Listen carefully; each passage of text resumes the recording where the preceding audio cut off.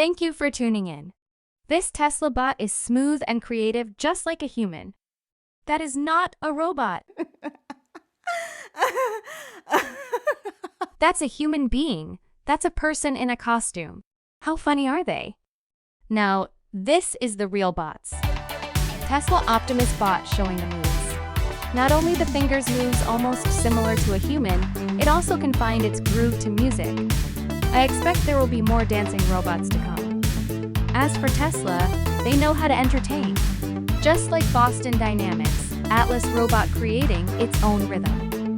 Then comes Spot the dancing dog robot. They are on one accord. Moving on to the wheel-rolling robot.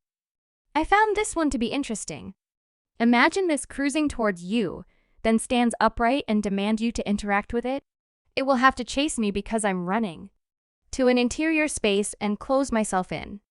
Not so fast. What did you mean?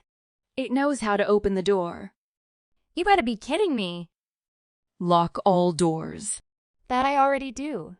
I hope the wrong person does not get their hands on this, especially using it in a prank. Taping a knife or rigging it on above the wheel and have it chase someone. Let's not turn robots into a crime hall. A breath of relief is what we all need.